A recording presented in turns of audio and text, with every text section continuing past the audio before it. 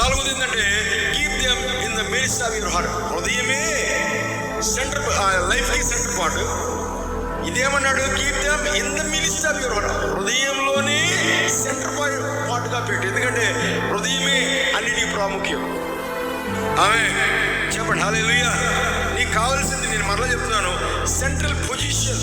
ఒక ఉదాహరణకు బావి ఉంది అనుకోండి, అది ఉప్పు నీరు బావి అనుకోండి, ఏం ఊరుతూ ఉంటాయి?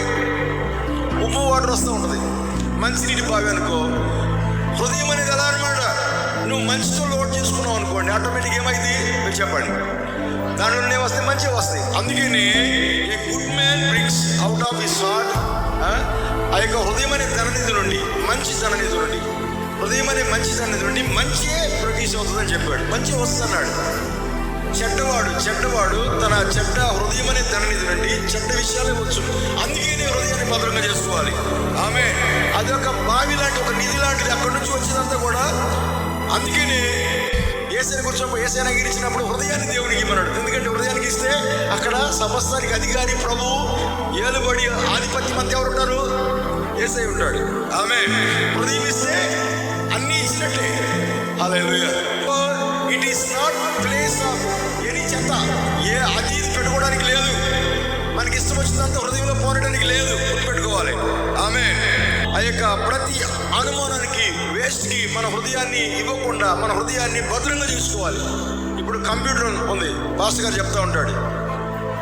ఒక కంప్యూటర్ ఉంటుంది, దాన్ని జాగ్రత్తగా చూడకపోతే వైరస్ అటాక్ జరిగిందంట. అప్పుడు మొత్తం పాడైపోతుంది. అలాగే భూమి మీద మన చుట్టూ ఆ దుష్టులు ఆలోచన చెప్పున్నాడు. ఒక పాపుల మార్గం, ఒక అపహాసులు ఉన్నారు, దుష్టులు ఉన్నారు, ఆ యొక్క గాడ్లెస్ పీపుల్ ఉన్నారు. బైబిల్ ఏం చెప్తుందంటే ఈవిల్ ఇన్ఫ్లుయెన్స్ మన చుట్టూ చాలా ఉంది. కానీ అదంతా లోపల పోకుండా కాపాడుకోవాల్సిన బాధ్యత ఎవరిదంటే మనదే. ఆమె అందుకే హృదయాన్ని శాంక్టిఫై యువర్ హార్ట్, హృదయాన్ని భద్రంగా చేసుకోవాలి. శాంక్టిఫై అంటే only we need to use for God, దేవుని కొరకు మాత్రమే. హల్లెలూయా. చెప్పండి హల్లెలూయా. ఇంక దేని కొరకు ఆ హృదయాన్ని వాడకూడదు, దేనికి పడి దానికి లైసెన్స్ ఇవ్వకూడదు. ఓన్లీ ఫర్ వర్డ్ అంటే దాన్ని హృదయాన్ని లోడ్ చేసుకోవాలి. హృదయంలో దేవుని వాక్యాన్ని భద్రం చేసుకోవాలి. దేవుని